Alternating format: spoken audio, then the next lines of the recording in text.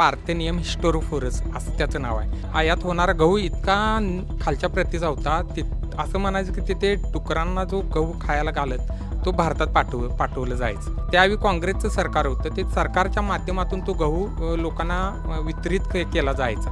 काँग्रेस उगवलं म्हणजे एकंदरीत तेच त्या काळातल्या सरकारच्या धोरणावरून किंवा सरकारच्या नावावरून त्या गवताला काँग्रेस असं नाव पडलेलं आहे. काँग्रेसचं गवत गावाकडं किंवा शेतामध्ये माळावरती अनेकदा तुम्ही काँग्रेस या गवताचं नाव ऐकलं असेल. शेतामध्ये मोठ्या प्रमाणात हा गवत असतो आणि त्याला काढण्यासाठी शेतकरी मोठ्या प्रमाणात कसरत देखील करत असतात. या गवताला नेमकं काँग्रेस नाव नेमकं का पडलं, यामागची नेमकं इंटरेस्टिंग स्टोरी काय आहे, याविषयी बोलण्यासाठी माझा सहकारी अभिजित माझ्यासोबत आहे. अभिजित, नेमकं त्या गवताला काँग्रेस असं नाव का पडलेलं आहे? या गवताला काँग्रेस असं नाव पाडण्यामागं खूप एक रंजक कथा आहे.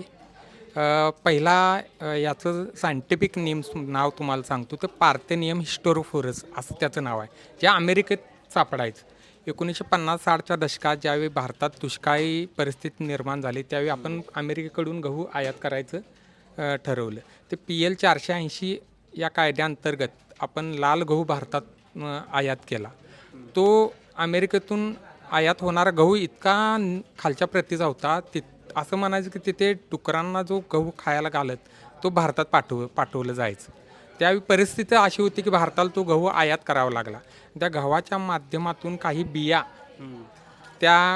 इकडे त्या भारतात आल्या आणि त्यावेळी काँग्रेसचं सरकार होतं. ते सरकारच्या माध्यमातून तो गहू लोकांना वितरित केला जायचा आणि तो गहू पेरल्यानंतर म्हणा किंवा शेतात टाकल्यानंतर त्याबरोबर जे गवत उगवायला लागलं त्याला आपण त्यावेळच्या लोकांनी काँग्रेस उगवलं म्हणजे एकंदरीत तेच त्या काळातल्या सरकारच्या धोरणावरून किंवा सरकारच्या नावावरून त्या गवताला काँग्रेस असं नाव पडलेलं आहे.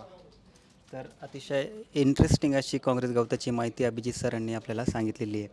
तर तुम्हाला याबाबत काय वाटतं आम्हाला कमेंट करून नक्की कळवा आणि जास्तीत जास्त लोकांपर्यंत हा व्हिडिओ नक्की शेअर करा आणि पाहत राहा ABP माझा.